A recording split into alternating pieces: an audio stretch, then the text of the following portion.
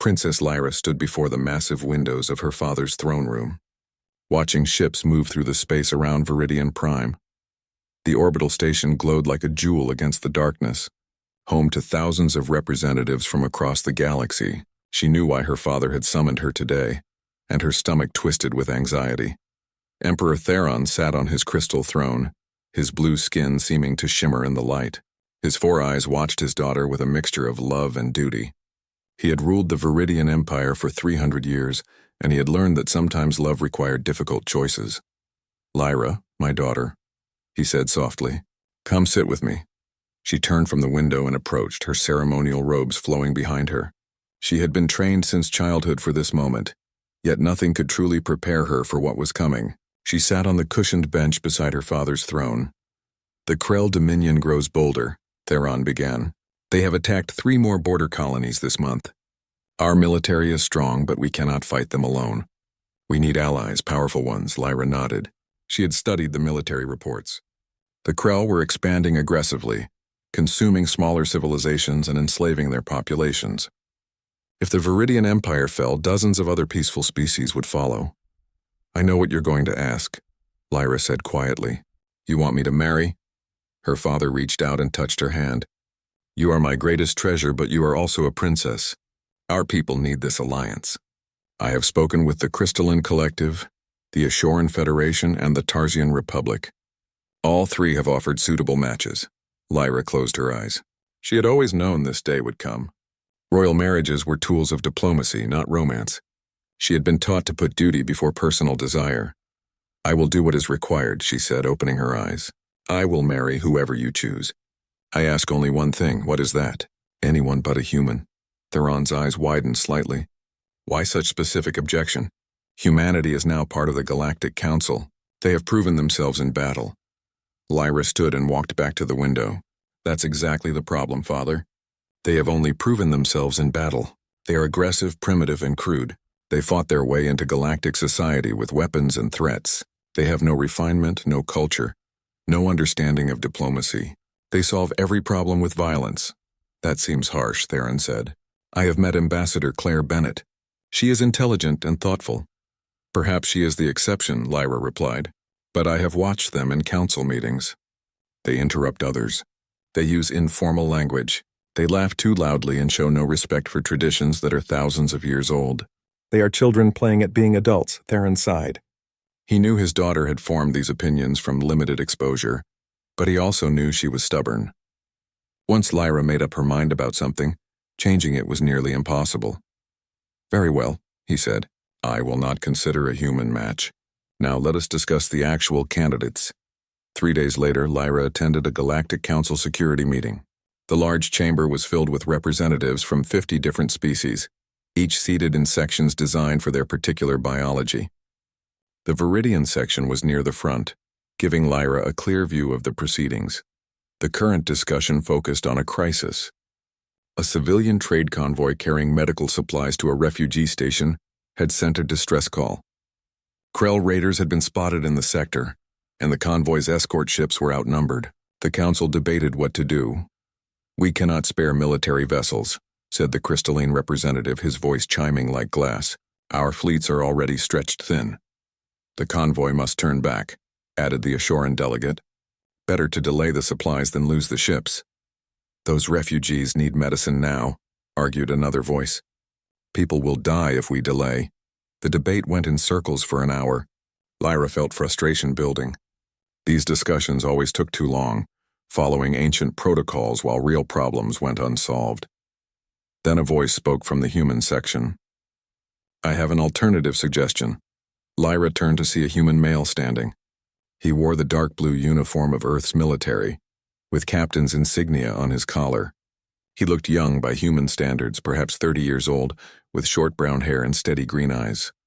"Captain Jake Morrison," the council chairman acknowledged. "You may speak." Jake walked to the center display and pulled up a star chart.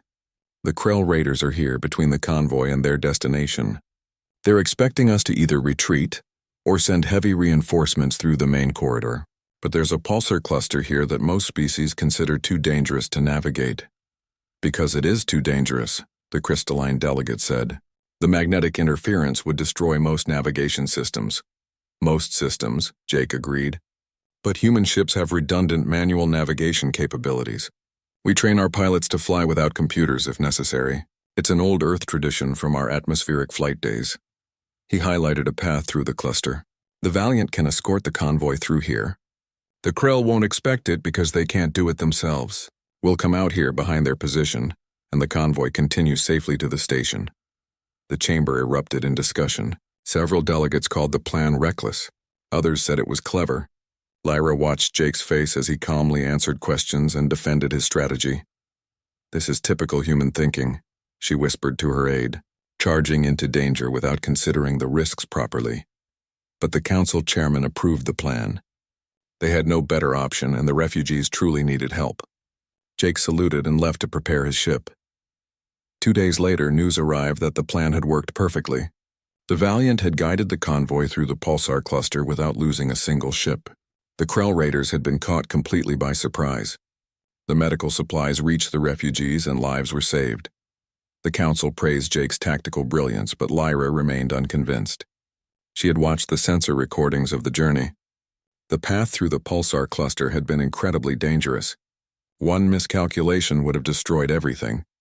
To her, it proved her point perfectly. Humans were reckless risk-takers who got lucky. That evening, her father summoned her again.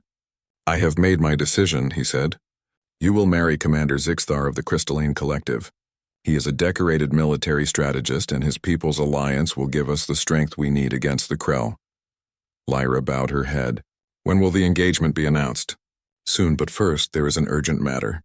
The Krell have attacked the colony on Meridian 7. The damage is severe, and our people are suffering. I want you to go there, to show them that the royal family stands with them in this crisis." "Of course, Father. When do I leave?" "Tomorrow. Ambassador Bennett has offered transportation on a human vessel. It's the only ship that can get you there quickly and safely through the current Krell patrol patterns." Lyra's heart sank. "A human ship? Father, surely there's another way." "There is not. The ship is called the Valiant, and it will be commanded by Captain Jake Morrison. I understand your feelings about humans, Lyra, but this is necessary." Lyra wanted to protest, but she saw the firmness in her father's eyes. She was being given a command, not a choice. "As you wish," she said quietly. She left the throne room feeling trapped. 2 weeks on a human ship with a human captain who embodied everything she disliked about his species. It would be a test of her patience and her diplomatic training, but she was a princess of the Viridian Empire, and she would endure it with grace. After all, soon she would be married to Commander Zixthar, and this awkward journey would be nothing but an unpleasant memory. The docking bay was busy when Lyra arrived with her small escort. The Valiant sat in its berth, smaller than she expected for a military vessel. Human ships always looked different from other species' designs. Where Viridian ships were elegant and curved, human ships were angular and practical, covered in armor plating and weapon systems. Captain Jake Morrison waited at the boarding ramp. He saluted as she approached. "Princess Lyra, welcome aboard the Valiant. We're honored to have you with us." Lyra nodded coolly. "Captain, I trust the journey will be quick. Approximately 2 weeks, Your Highness. We'll be taking some unconventional routes to avoid Krell patrols." "More dangerous paths through hazardous space?" she asked, unable to keep the criticism from her voice. Jake's expression remained neutral. "Calculated risks based on solid intelligence and my crew's capabilities. I promise to get you to Meridian 7 safely." Her quarters were surprisingly comfortable. The room was simple but clean, with a sleeping area, a small workspace, and a viewport. Lyra dismissed her aide and sat alone, already counting the days until this journey would end. She spent the first 3 days in her quarters, taking meals alone and avoiding interaction with the crew. She had brought reading materials and work to occupy her time. Occasionally she heard human voices in the corridor outside, laughing or talking in their casual way. On the 4th day, she decided to walk through the ship. She told herself it was to stretch her legs, but truthfully she was restless and bored. The corridors were narrow compared to Viridian ships, everything designed for efficiency rather than beauty. She found herself in the common area where off-duty crew members gathered. A group sat around a table and their conversation stopped when she entered. They all stood quickly, showing respect for her rank. Please continue, she said. I'm simply exploring the ship. They sat back down but remained quiet. Lyra felt awkward and was about to leave when raised voices came from another section of the room. Two crew members were arguing, their faces red with anger. You had no right to override my decision, a young woman was saying. I'm the head of engineering and I said those power couplings needed replacement. And I'm the head of security, a man replied. We need those resources for defensive systems. The couplings can wait. They can't wait. If they fail during combat, we'll lose main power at exactly the wrong moment. Before Lyra could retreat from the uncomfortable scene, Jake walked into the room. He moved between the two arguing crew members calmly. All right, stop, he said quietly. His voice wasn't loud, but both crew members immediately went silent. Lisa, explain your concern. The engineer took a breath. The power couplings in Section 7 are showing stress fractures. In normal conditions, they'd be fine for another month. But if we hit heavy turbulence or take damage in that area, they could fail. That would cut power to life support, weapons and shields on decks 4 and 5. Jake nodded and turned to the security officer. Danny, explain yours. We're traveling through hostile space with a high-value passenger. I want to upgrade our point defense systems, but we're short on the specific components needed. If we pull resources from engineering's request, I can complete the upgrades before we reach the most dangerous sector. I see, Jake said. He thought for a moment. Lisa, how long would emergency power last on those decks if the couplings failed? Maybe 10 minutes, sir. And Danny, if we encounter Krell raiders and they launch missiles, how much difference would the upgraded point defense make? Could mean the difference between stopping a missile and taking a direct hit. Jake nodded again. Here's what we'll do. We have some older model power couplings in storage that were scheduled for recycling. They're not as good as new ones, but they're better than fractured ones. Lisa, install those as temporary replacements. Danny, you get the components you need for the defense upgrades. When we reach Meridian 7, we'll requisition proper replacement couplings. Problem solved? Both crew members looked relieved. They nodded and apologized to each other for the argument. As they left, Jake noticed Lyra standing nearby. I apologize that you had to witness that, Your Highness, he said. My crew is professional, but sometimes tensions run high when we're all tired. You handled it well, Lyra admitted. She surprised herself by saying it. You listened to both sides and found a compromise. Jake smiled slightly. That's most of what leadership is. Everyone on this ship is smart and capable. They don't need me to tell them how to do their jobs. They just need me to help them work together. Over the following days, Lyra found herself spending more time outside her quarters. She observed the crew as they worked, noticing things she hadn't expected. They were disciplined and efficient, yes, but they also showed genuine care for each other. When one crew member mentioned missing his daughter's birthday, others organized a small celebration. When another crew member struggled with a difficult repair, 3 others volunteered to help. She found herself in the common area one evening when Jake was there, reviewing reports on a data pad. He looked up when she entered. Good evening, Your Highness. Can I get you something? Coffee, tea? We have a surprisingly good selection. Tea would be nice, thank you. He prepared 2 cups and sat across from her. For a while they drank in comfortable silence, watching stars stream past the viewport. May I ask you something? Lyra said finally. Of course. Why did you join the military? Why not become a scientist or an artist or something else? Jake considered the question.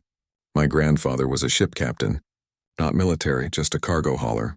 He used to tell me stories about traveling between the stars, seeing new worlds, meeting different people.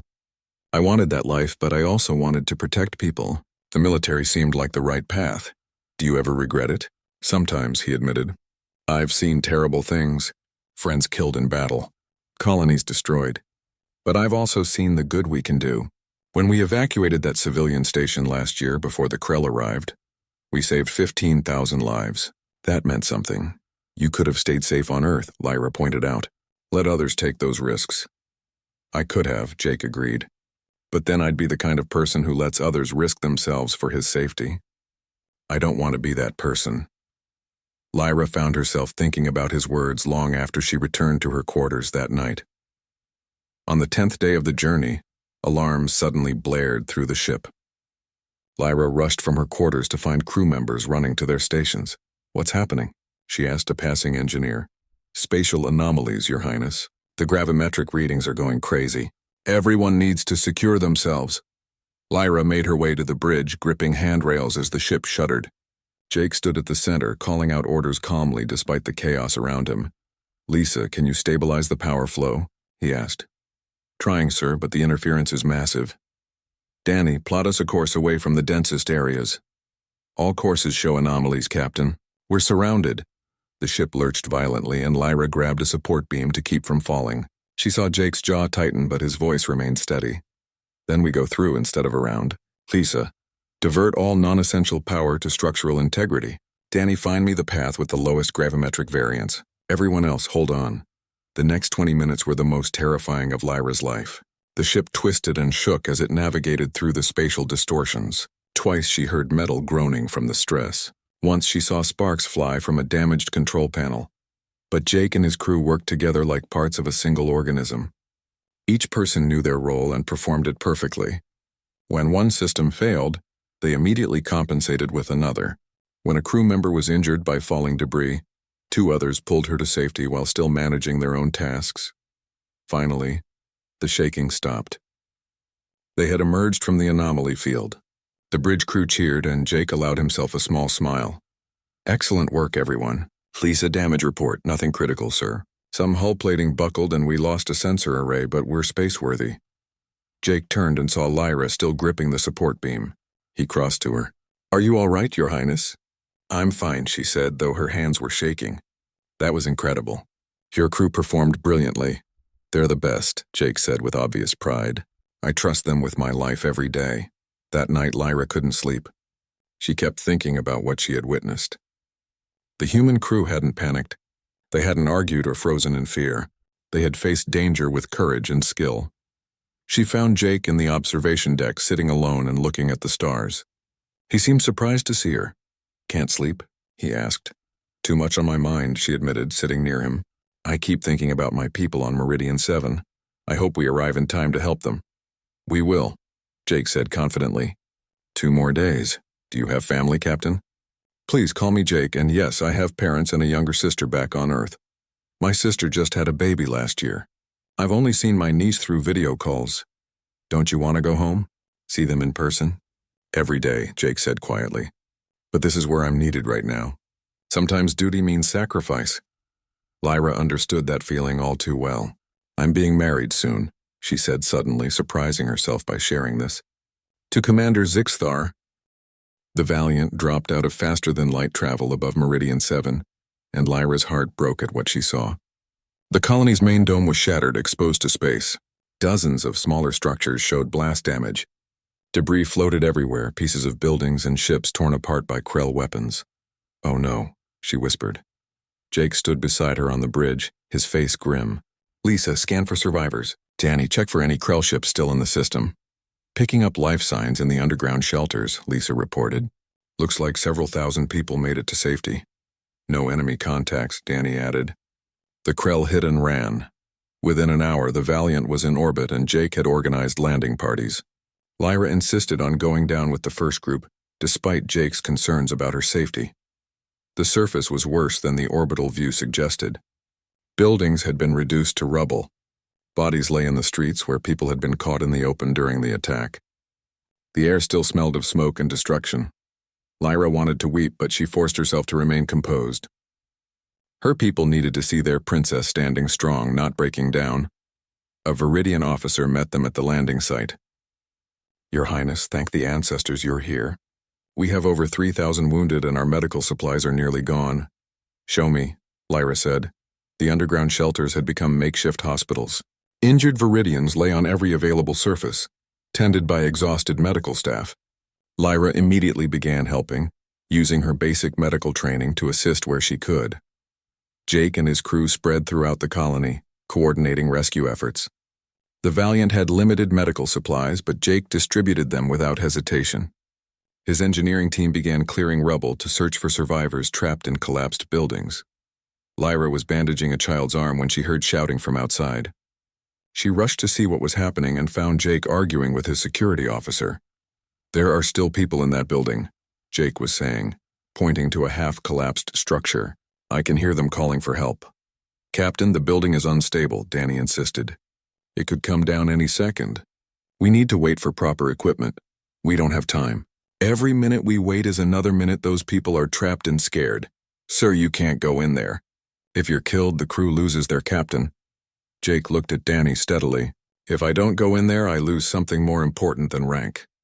I lose the person I want to be. Before Danny could respond, Jake grabbed a portable light and climbed through a gap in the rubble. Lyra's breath caught in her throat. What was he doing? This was insane. Danny turned to his team. Get stabilization equipment here now. If that building starts to collapse, we need to be ready. Lyra found herself unable to move, watching the dark opening where Jake had disappeared. Minutes passed like hours. She heard faint sounds from inside, voices calling out, debris shifting. Then Jake emerged, carrying a small Viridian child in his arms. The child was crying but alive. He handed her to a waiting medic and immediately turned back to the building. There are 2 more inside, he said. An adult and another child. He went back in before anyone could stop him. Lyra realized her hearts were pounding. She barely knew this human. So why did the thought of him being crushed terrify her so much? More minutes passed. Then Jake appeared again, this time supporting an injured Viridian woman. Another crew member was right behind him, carrying a second child. As soon as they were clear, the building groaned and collapsed completely, raising a cloud of dust. If Jake had been seconds slower, he would have died. He bent over, hands on his knees, breathing hard. The rescued woman touched his shoulder, speaking in Viridian. Thank you. You saved my children. Thank you. Jake straightened and smiled at her. Just doing my job, ma'am. Let's get you and your kids to the medical center. Lyra approached him as the family was led away. That was incredibly reckless. Yes, it was, Jake admitted. You could have been killed. Yes, I could have. Then why did you do it? Jake looked at her with those steady green eyes. Because they needed help and I could give it. What other reason do I need? Lyra had no answer for that. She had been taught that leaders must be cautious, must weigh risks carefully, must never endanger themselves unnecessarily. But she had also been taught that leaders must protect their people above all else. Jake had simply chosen which principle mattered more in that moment. That evening, the rescue teams gathered around fires for warmth and food. The colony's power grid was destroyed, and the night would be cold. Jake's crew shared rations with the Viridian survivors, and someone produced a portable music player. Human music filled the air, strange and beautiful. It had rhythms Lyra had never heard before, melodies that seemed to speak of joy and sorrow at the same time. This is from my home region on Earth, Jake explained, sitting beside her near one of the fires. New Orleans, a city known for music and food and celebration. This style is called jazz. It's lovely, Lyra said, complex and emotional. That's humanity in a nutshell, Jake said with a smile. Complex and emotional. We feel everything deeply, sometimes too deeply. We make art and music to express what words can't capture. An old Viridian man sitting nearby asked, Do your people have stories, Captain? We Viridians love stories. We have thousands, Jake said. Millions. Let me tell you one of my favorites. He told them a human fairy tale about a young woman trapped in a tower, rescued by a brave prince. But the story had layers about finding courage within yourself and how love could conquer seemingly impossible obstacles. Lyra listened, enchanted. She had assumed humans had no culture, but this proved otherwise. They had rich traditions, meaningful art, and stories that carried important lessons. When Jake finished, others shared stories from their own cultures. Lyra found herself telling an ancient Viridian legend about the first explorers who left their home planet. The group listened respectfully, asking questions and making connections to their own people's histories. It was the most connected Lyra had felt to anyone in years. Not as a princess, not as a diplomatic asset, but as simply another person sharing experiences around a fire. Later, as the group dispersed to sleep, Jake walked with Lyra back toward the shelter where she would rest. Thank you for today, she said quietly, for saving those people, for bringing music and stories to tired survivors, for everything. You helped too, Jake pointed out. I watched you working in the medical center. You treated everyone with the same care, didn't matter if they were important or just ordinary colonists. They're all my people, Lyra said simply. Exactly. That's what makes you a good princess. They reached the shelter entrance and stood in awkward silence. Lyra realized she didn't want the conversation to end, but she didn't know what else to say. I should tell you, Jake said finally. We received a transmission while you were in the medical center. Commander Zixthar requests that you return to Viridian Prime immediately. The wedding ceremony is being moved up. He wants it to happen within 2 weeks. Lyra's stomach sank. I see. Then we should leave soon. Tomorrow if you're ready. I'm ready, Lyra lied. That night she lay awake thinking about her upcoming marriage. Commander Zixthar was a stranger to her. She knew his military record and his political importance, but nothing about who he really was. Did he like music? Did he value stories? Would he risk his life to save children from collapsed buildings? And why was she comparing him to Jake Morrison? The return journey began the next morning. The Valiant lifted off, carrying several wounded colonists who needed better medical facilities. Lyra spent much of her time in the ship's small medical bay, helping care for them. She found herself constantly aware of where Jake was on the ship. If she heard his voice in a corridor, her hearts would beat faster. If he entered a room where she was working, she became hyper-focused on her task to avoid looking at him. This was ridiculous. She was promised to another. She had no business developing feelings for a human captain, yet she couldn't deny what was growing inside her. 3 days from Viridian Prime, disaster struck. The ship's alarms shrieked suddenly, and Lyra felt the Valiant shudder from an impact. Krell attack, someone shouted over the intercom. All hands to battle stations. Lyra rushed to the bridge against all safety protocols. She needed to see what was happening. The main view screen showed 3 Krell warships closing in, their weapons already firing. Evasive maneuvers, Jake ordered. Lisa, get shields to maximum. Danny, return fire. The ship twisted and turned, trying to avoid the incoming weapons fire. The crew worked frantically at their stations. Lyra gripped a railing, feeling helpless. A massive explosion rocked the ship. Lyra saw Jake thrown across the bridge. He hit a console hard and collapsed to the floor, not moving. Captain, Lisa screamed. Lyra ran to him. Blood covered his face and his arm was bent at an unnatural angle. She pressed her hand to his neck, checking for a pulse. It was there, weak but steady. Get him to medical, she ordered. Now! 2 crew members lifted Jake carefully and carried him away. Lyra wanted to follow, but Lisa grabbed her arm. Your Highness, we need someone to command. The captain's down and the first officer is in engineering. You're the highest-ranking person here. Lyra stared at her in shock. I'm not military. I can't command a starship. Jake woke slowly, his head pounding and his arm throbbing with pain.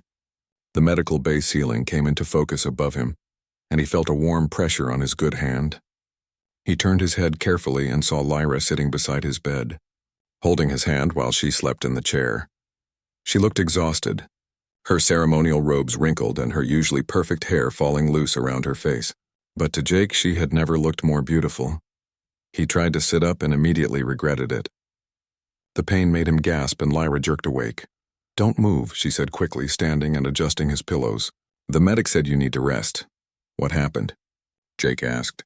His memory was fuzzy after the explosion. Krell attack. You were thrown into a console and knocked unconscious. We drove them off. We? The crew did well? The crew was perfect. And I helped coordinate. They trusted me to make decisions, so I did. Jake smiled despite the pain. I knew you would do great. You're a natural leader. I learned from watching you, Lyra admitted softly. They sat in comfortable silence for a moment. Jake noticed she was still holding his hand and made no move to pull away. How long was I out? He asked. 8 hours. We'll reach Viridian Prime in another 6. Jake's smile faded. Then you'll be getting married soon. In 5 days, Lyra confirmed. Her voice sounded hollow. Are you happy about it? Lyra looked at their joined hands. I'm doing my duty. Happiness is not required. But if you could choose, Jake pressed gently, what would you want? She met his eyes and Jake saw conflict and pain in her expression. It doesn't matter what I want. I'm a princess. My life belongs to my people. Before Jake could respond, the medic returned and insisted Lyra leave so the patient could rest. She squeezed his hand once and left without looking back. The Valiant docked at Viridian Prime 6 hours later. Lyra stood at the exit ramp preparing to leave. Jake had insisted on getting out of bed to see her off, despite the medic's protests. His arm was in a cast and his face was bruised, but he stood straight. Thank you, Captain Morrison, Lyra said formally, for your service and for keeping me safe. It was my honor, Your Highness, Jake replied just as formally. They stood staring at each other, so much left unsaid. Finally, Lyra turned and walked down the ramp. She didn't look back because she knew if she did, she might not be able to leave. The Imperial Palace felt cold and empty after the warmth of the Valiant. Lyra's father greeted her with relief and immediately began discussing wedding preparations. She smiled and nodded at all the right moments, but inside she felt numb. The next day she met Commander Zixthar for the first time. He was tall and crystalline, his body composed of living minerals that refracted light into rainbows. By crystalline standards, he was considered very handsome. "Princess Lyra," he said, his voice chiming like bells. "I am pleased to finally meet you. I have reviewed your records. You will make an adequate wife." Adequate. The word stung, though Lyra knew she shouldn't expect romance in a political marriage. "Thank you, Commander. I will do my duty to our alliance." "Good. I expect efficiency in all things. We will have minimal ceremonies and proceed directly to the military coordination discussions. Our people's resources must be aligned quickly." Over the next few days, Lyra spent time with Zixthar and grew increasingly uncomfortable. He spoke only of military tactics, resource allocation, and strategic advantages. He showed no interest in her thoughts, her experiences, or her feelings. She was simply another asset to be efficiently managed. She tried to tell herself this was fine. This was normal for arranged marriages. But she couldn't stop comparing Zixthar to Jake. Where Jake had listened carefully to everyone around him, Zixthar only gave orders. Where Jake had risked himself to save others, Zixthar spoke of acceptable casualty rates. Where Jake had shown warmth and humor, Zixthar showed only cold calculation. The night before the wedding, Lyra stood in her chambers feeling lost and alone. A soft knock came at her door. "Come in," she called. To her surprise, Ambassador Claire Bennett entered. The human woman smiled kindly. "I hope I'm not intruding, Your Highness. I wanted to offer my congratulations on your upcoming marriage." "Thank you, Ambassador." Lyra gestured to a chair. "Please sit." Claire sat gracefully. "I also wanted to tell you a story, if you'll permit me." "Of course. 20 years ago, I was engaged to a man my family had chosen. He was wealthy, connected, and entirely suitable. But I didn't love him. I loved someone else, someone my family considered inappropriate. A teacher with no political connections or wealth." "What did you do?" Lyra asked. "I almost went through with the arranged marriage. I told myself love didn't matter. That duty was everything. But the night before my wedding, my mother said something to me. She said that duty without heart becomes slavery, and that I would serve my people better as a happy teacher's wife than as a miserable political wife." "And did you?" Lyra asked. "Marry the teacher?" "I did. And yes, my family was angry at first. But I became a teacher too, then a diplomat, and eventually an ambassador. I've served Earth and the greater galaxy well. And I've done it all with the support of a man who truly loves me, who makes me laugh, who believes in me." Claire stood and walked to the door. "I know your situation is different, Your Highness. You have obligations I never had. But I wanted you to know that choosing your heart doesn't mean abandoning your duty. Sometimes following your heart is what gives you the strength to fulfill your duty even better." After Claire left, Lyra sat thinking about her words. Could she really refuse this marriage? Could she disappoint her father, risk the alliance, possibly endanger her people, all for her own happiness? Meanwhile, Jake was in his quarters on the Valiant reviewing intelligence reports that made his blood run cold. He had been analyzing the Krell attack patterns over the past year, and something didn't add up. The Krell had been hitting Viridian targets with surprising accuracy, as if they had inside information about defense weaknesses. He dug deeper, cross-referencing communications intercepts with battle reports. And then he found it. Encrypted messages between Krell commanders and someone within the Galactic Council. The encryption was good, but human code breakers had cracked similar Krell codes before. It took Jake 3 days to decrypt enough messages to understand what he was seeing, and when he did, he felt sick. Commander Zixthar was a traitor. He had been feeding military intelligence to the Krell for months. The marriage to Lyra was part of his plan. Once married to the princess, he would have access to Viridian Empire's most secret military information. The Krell would use that information to launch a devastating attack, destroying the Empire from within while Zixthar escaped with substantial payment. Jake immediately brought the evidence to his superiors in Earth's military. They reviewed it and agreed it was credible. But when they tried to present it to the Galactic Council, they were dismissed. This is a human making accusations against a respected crystalline officer, the council chairman said. You have no physical proof, only decrypted messages that could have been fabricated. We cannot act on this, Jake felt desperate. The wedding was the next day. Once Zixthar married Lyra, it might be too late to stop him. He went to Emperor Theron directly, requesting an urgent audience. He was made to wait for hours, and when finally granted a brief meeting, the Emperor listened with growing anger. You dare accuse Commander Zixthar, a decorated war hero, of treason, based on messages you claim to have decrypted? How convenient that humans suddenly produce evidence against him the day before he marries my daughter. Your Majesty, I understand your skepticism, but please look at the evidence. The attack patterns, the communications timestamps, the encryption signatures, it all points to Zixthar. Or it points to a human attempting to sabotage an alliance that threatens Earth's growing influence, Theron countered. I know you spent time with my daughter on your ship. Perhaps you developed inappropriate feelings for her. Jake felt his face flush. My feelings are irrelevant. What matters is that Princess Lyra is in danger. You are dismissed, Captain, and if you make any attempt to disrupt tomorrow's ceremony, I will have you arrested for interference with a royal marriage. Jake left the palace feeling defeated. No one would listen to him. He was just a human, and humans were still seen as the troublesome newcomers to galactic society. But he couldn't let Lyra marry a traitor. He couldn't let her walk into danger without at least trying to warn her. That night, Jake did something he knew would probably end his military career. He broke into the palace. Security was tight for the wedding, but Jake had learned a few things during his years in service. He wore civilian clothes and used maintenance access corridors. It took him 2 hours to reach the wing where Lyra's chambers were located. He knocked softly on her door, praying she was alone. The door opened and Lyra stood there in a simple nightgown, her eyes widening in shock. Jake, what are you doing here? If you're caught, I need to show you something, he said urgently. Please, it's about Zixthar. She let him in and he quickly explained what he had found.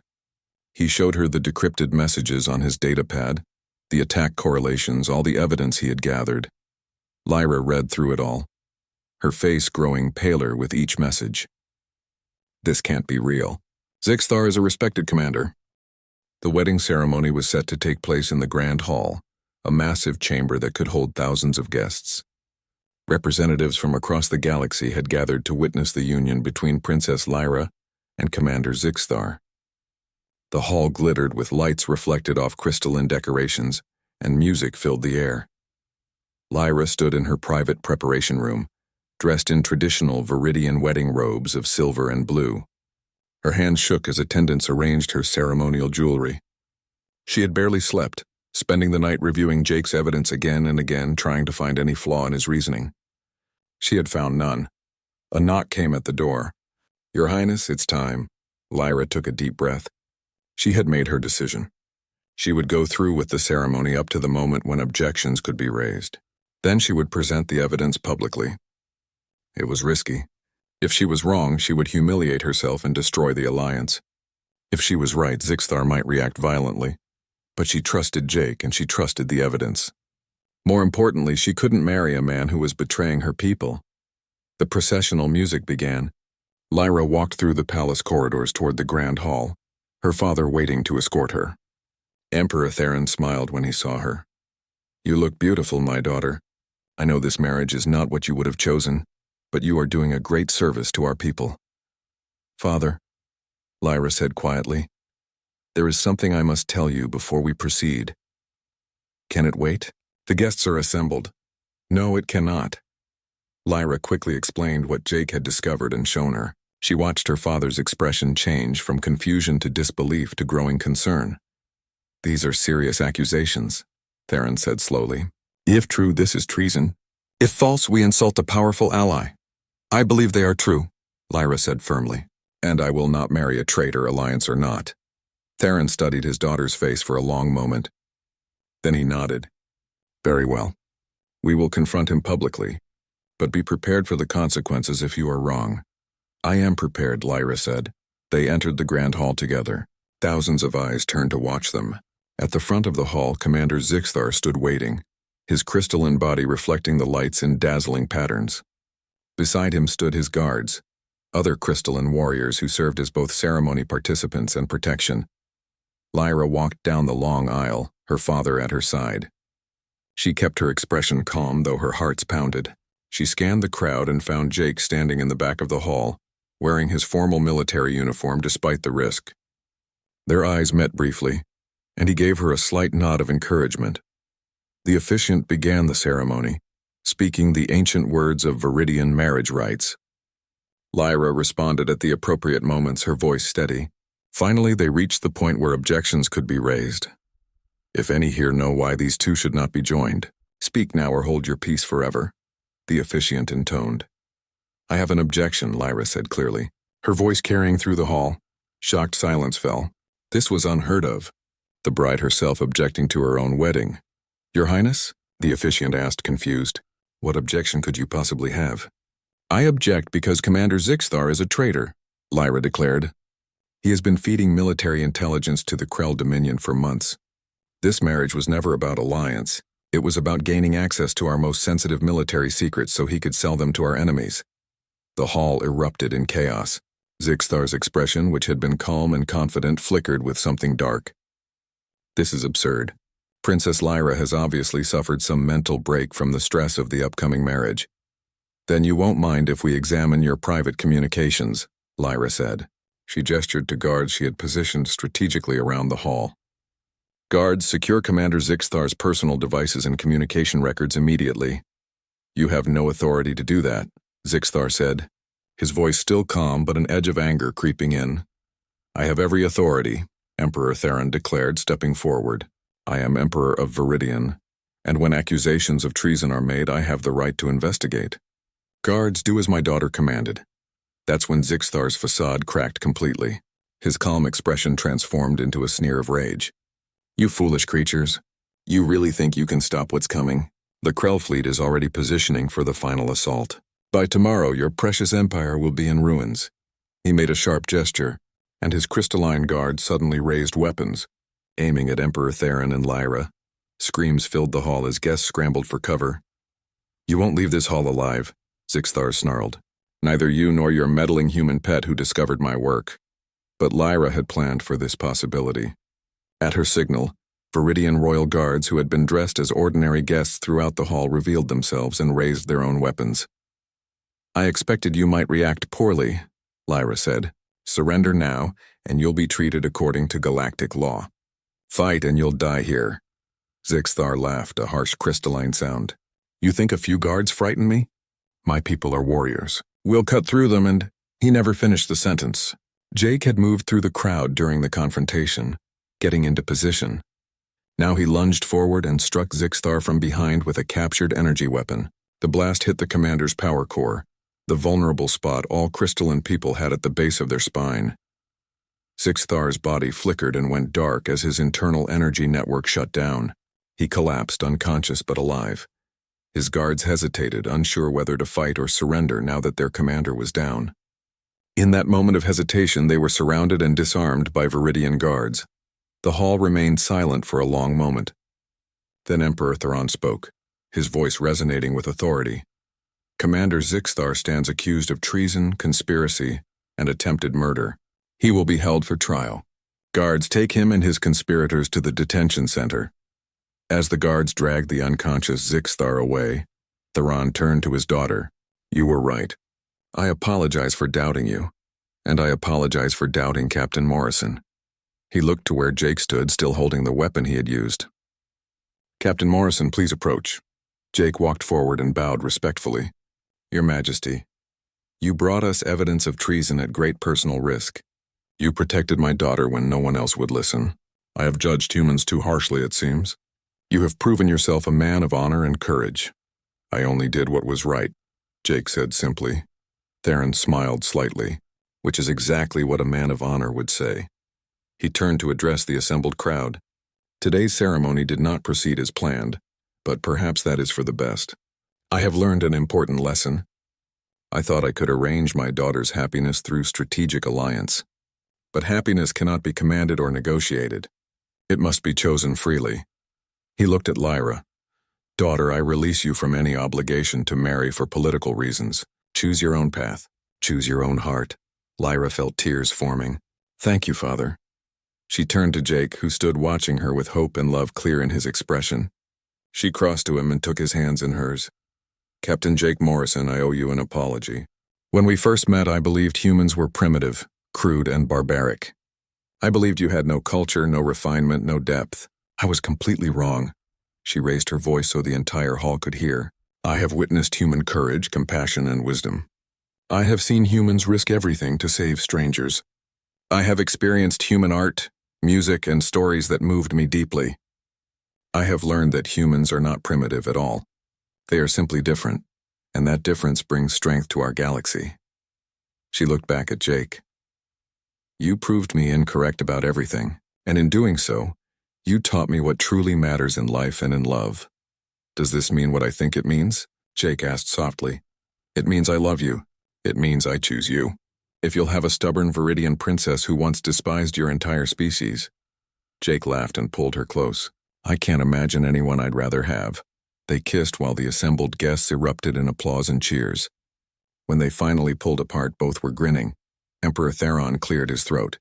I suppose we should discuss the political implications of this union. A marriage between Viridian royalty and a human would be unprecedented. It would also be powerful, Ambassador Claire Bennett said, stepping forward. I can think of no better way to cement the alliance between our peoples than a genuine love match. Let the galaxy see that humans and Viridians can find common ground not just in military cooperation, but in the most basic human emotion of all. Human emotion? Lyra asked with amusement. I believe love is universal, Ambassador. Indeed it is, Your Highness. Indeed it is. The next few weeks were busy with preparations. Zixthar's conspiracy was fully exposed, revealing that several other species had been involved in trying to destabilize the region. The Krell fleet he had mentioned was intercepted before it could attack.